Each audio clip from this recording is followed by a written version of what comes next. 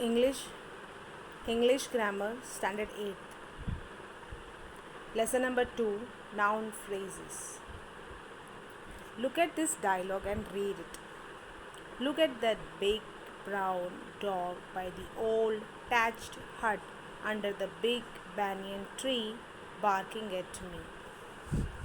Can't you just say, look, it is barking at me? Now, the dialogue which we just read, where the highlighted words are replaced by the pronoun it in the second bubble. In the first bubble, the highlighted words are known as complex noun phrase. We know that a noun phrase is a group of words that functions as a subject or object or a complement in a sentence. It consists of a head noun and some other words before or after it. Now let us understand the structure of a noun phrase. The structure of a noun phrase consists of determiner, pre-modifiers, head noun and post modifiers. Now, in all of the sentences, you may not have all four of this. In the first and second sentence, if we see, we do not have the post modifiers.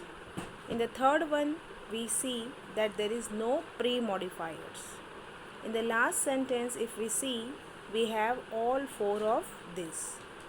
So, this is the structure we need to follow when we are writing the noun phrase. Now, even if the head noun is plural, its pre-modifiers are always singular. For example, here we have boxes. The head noun is boxes and it is plural. But we will always use singular pre-modifier, that is pencil. The next one is head noun is salaries, and here we are using the pre-modifier staff, that we will write singular. Next point is its pre-modifiers indicating numbers and measurements are always singular. For example, 4-hour drive, 8-inch snake. We cannot say 4 hours, we cannot write 8 inches. Noun phrases. Now we will learn about what is pre-modifiers. Words preceding the head noun in a noun phrase are called pre-modifiers. Such words may be determiners, adjectives, adjective phrases, or other nouns that make up the noun phrase together with a head noun.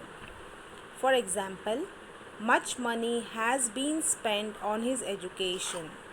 Now here we have the determiner much and money is the head noun. Some rude people show no respect to their elders. Now here some rude is an example of adjective phrase and people is a head noun. School education is a must for children. Now school is a noun here and head noun is education. So we have seen the examples that pre-modifiers can be a determiner, it can be an adjective phrase, it can also be a noun. Other pre-modifiers in a noun phrase may be the present participle, that is in the ing form of the verb, that are used as an adjective. And also it can be the past participle in ed or en form of the verb used as an adjective. This precedes the head noun. For example, these hangings, Wintims, are from Bhutan. The wounded animal finally escaped inside the cave. Now here first example is hanging. We have the pre-modifier ing form. The next one is we have the past participle ed form. Let us try to solve exercise A. Here we need to write suitable pre-modifiers. First one, my brother studies in a small primary school. Now here you can write a small secondary school. Okay. Another second one, the confident girl was awarded a scholarship. Confident little girl. You can write brave little girl. You can write intelligent little girl. You can write any words which can be suitable in a sentence. My brother solved an extraordinary puzzle, complex puzzle. The next one is dedicated citizens actively participate in the democracy. I am reading the latest award winning novel of J.K. Rowling. Most young people exercise regularly to stay fit. Now, some of the sentences here, there can be only one or two options for writing the answers. For example, sixth one, most young people. Now, old people they do not exercise. Mostly young people only exercise. So, we can write young. Next one is we cannot see the distant stars without a telescope. Now, there can be only one option. If you can find out other which is relevant to the sentence, then you can use that. This highly populated city is located on the banks of Danube River.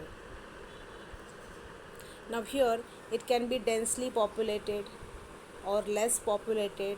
There can be various options. Gagan has been a real hero in saving the child from the house on fire.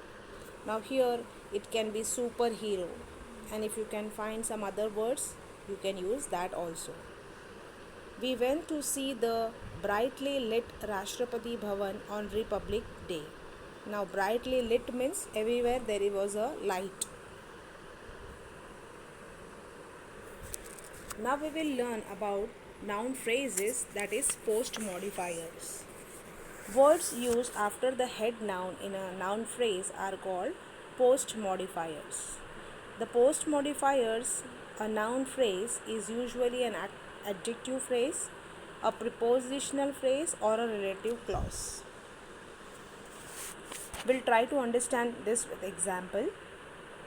The box full of cookies was emptied by the children.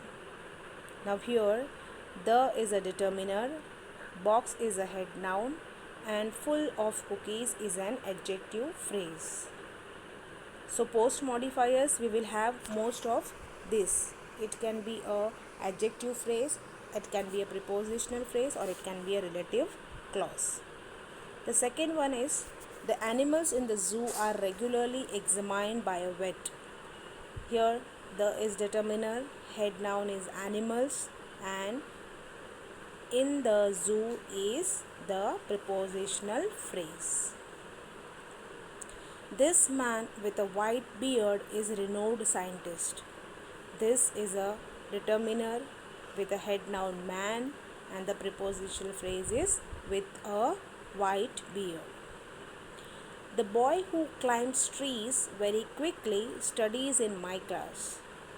The is a determiner with a head noun boy and relative clause. Relative clause is who climbs trees very quickly. Other post modifiers in a noun phrase may be the present participle in the ing form of the verb used as an adjective, and the past participle ed or en form of the verb used as an adjective. They may precede the prepositional phrase modifying the noun phrase. Similarly, we also had this same form in the pre-modifiers. Now here also it can be the same. That bird singing on the tree is a cuckoo. Now here we have singing ing form of the post modifiers. And the next one is those relics excavated from the site belongs to the Harappan civilization. Now excavated is a ed form of the verb, past participle. Now post modifiers, they just add extra information about the head noun that precedes them. They do not necessarily make meaning of the sentence. Okay, now here if I say in the first example the post modifier is on the tree, if I do not write on the tree, if I just say that bird singing is a cuckoo, so this can make a complete sentence. So on the tree is a post modifiers and it just add extra information. There is nothing related to the meaning of the sentence. So we can even write without the post modifiers. Let us understand, let us solve the exercise B. We need to underline the post modifiers in each sentences. Now here, as I explained you, you need to think that which of the post modifiers are the modifiers which can be written, which can be omitted in a sentence. Okay, they does not make more meaning, they just add extra information. The first one is boy sitting in that corner, help me fill the form. In that corner, if I don't write in that corner, boy sitting, help me to fill the form, that is also correct. So this is the post modifier. This way you can identify the post modifiers. Mangoes from India are famous in the world. Vansh has paid back the money borrowed from his friends. Lenny loves vegetables with a lot of cheese. Someone daily visits the orphans in the night shelter. Newspapers reporting the incident have already been circulated. Cottages built on the hilltop are centrally heated for winters. The jar of peanut butter slipped from my hand. Children cheering the team were asked not to make noise. Villagers are often awed by the traffic on city roads. Now with this we have completed lesson for today. Thank you.